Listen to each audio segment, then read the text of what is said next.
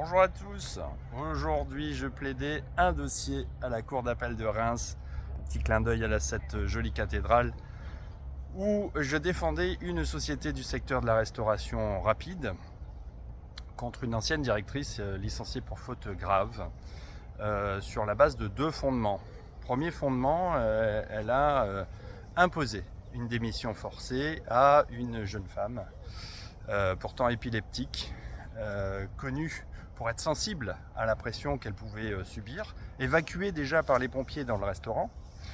Et pourtant, cette directrice, énervée par un certain nombre d'absences injustifiées, ce que je peux comprendre dans l'absolu, personne n'a envie de subir les absences injustifiées d'un employé, mais la séquestre dans son bureau, et j'emploie bien ce terme, l'enferme et lui dit voilà, tu sors pas tant que tu n'as pas signé ta lettre de démission. Bon, déjà, dans ce type de restaurant et d'enseigne, très sincèrement, on n'a pas du tout besoin de séquestrer quelqu'un pour le faire démissionner s'il est en absence injustifiée. On le licencie, ça paraît simple, élémentaire. Et ce n'est pas le cas de cette directrice qui en fait se servait de cette pression pour tenter de faire impression sans doute sur les autres employés du restaurant.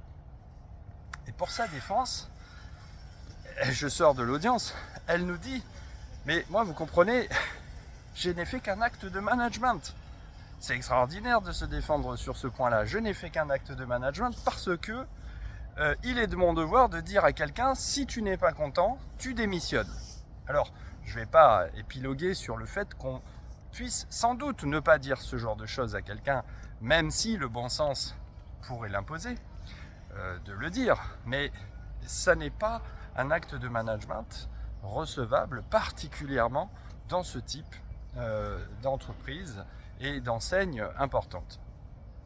Donc l'employeur avait à cœur, je pense, d'écarter cette directrice qui par ailleurs était connue pour être assez, autoritaire et brutale avec les gens. Puisque évidemment, ce type de dossier-là, alors qui a généré un esclandre dans le restaurant, des avis Google de la famille de cette jeune femme. Cette jeune femme a essayé de se rétracter, mais la directrice n'a pas accepté la rétractation de sa démission.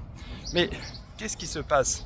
On crée le trouble dans ce type d'activité et évidemment l'employeur est obligé de réagir. Et cet événement, il est intéressant parce que à partir de cet événement, les gens dans le restaurant s'expriment et disent quel est le management de cette personne. Un management autoritaire, un management sous la pression. Et là, on a des attestations de témoins. Et c'est très intéressant ce dossier-là parce que c'est pas le premier que je plaide comme ça d'un directeur ou d'une directrice qui... j'ai le soleil derrière moi, on dirait presque un saint, c'est magnifique. C'est pas le premier dossier où un cadre qui se comporte extrêmement mal se voit d'un seul coup découvert. D'ailleurs, ça pose la question de ce que font les entreprises et les employeurs pour vérifier le management de leur cadre de proximité ou de leur cadre dirigeant parfois. Et ça manque peut-être d'action de la part des employeurs aujourd'hui.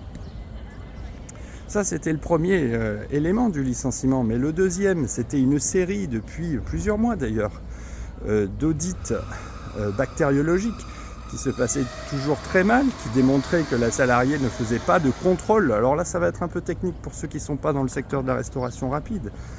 Il y a un plan qu'on appelle le plan HACCP et ce plan qui est décliné concrètement dans le restaurant, qui permet de opérer une série de contrôles sur l'hygiène et la sécurité alimentaire et donc mettre en sécurité les consommateurs mais aussi les salariés tout simplement. Les salariés sont aussi des consommateurs dans le restaurant quand ils prennent leur repas avec des éléments, avec des denrées du restaurant. Donc en fait, vous voyez, cette personne-là, au-delà de ne pas faire les contrôles nécessaires, ne venait même pas aux audits alors qu'il y avait par exemple des dates limites de consommation qui étaient dépassées. Bon, c'est un peu technique, je ne vais pas rentrer dessus, mais il y avait un très gros dossier sur ce plan-là. Et la seule défense de la salariée, c'est au fond, moi j'ai fait tout ce qu'il fallait, c'est à vous de prouver. Et ça, c'est un deuxième élément intéressant du dossier. c'est-à-dire la preuve des faits fautifs. On va revenir vers vous cette année sur la notion de preuve, je l'avais annoncé, puis on a pris un peu de retard parce qu'on est un peu pris en ce moment, mais la notion de preuve en droit du travail, il faut vraiment s'aguerrir sur le sujet, il faut vraiment être plus fort. Donc voilà, dossier intéressant, décision dans quelques mois, j'espère gagner, hein, bien sûr, parce que c'est vraiment un dossier là sur lequel j'ai vraiment envie d'emporter la conviction des juges, d'autant que le Conseil de prud'homme en première instance nous a donné une correction terrible, une condamnation que j'ai plaidée aujourd'hui comme étant arbitraire, je dis bien une condamnation arbitraire, et donc voilà, on espère que cette fois-ci on va être entendu. Alors, ça arrive régulièrement que des conseils de prud'homme soient extrêmement sévères en première instance, mais qu'en appel on ait une correction en faveur de l'entreprise, donc c'est plutôt bon signe. D'ailleurs, je trouve que les cours d'appel aujourd'hui en France, d'une manière générale, adoptent des décisions plus équilibrées qu'il y a une dizaine d'années. Donc ça aussi c'est intéressant parce que ça permet aux employeurs de se dire que le travail qu'ils font, la mise en place des moyens de prévention, le respect des règles de droit social est plutôt porteur de fruits quand finalement on arrive à plaider devant des juges professionnels. Donc ça me réjouit. J'espère que je vais gagner ce dossier. À bientôt à tous.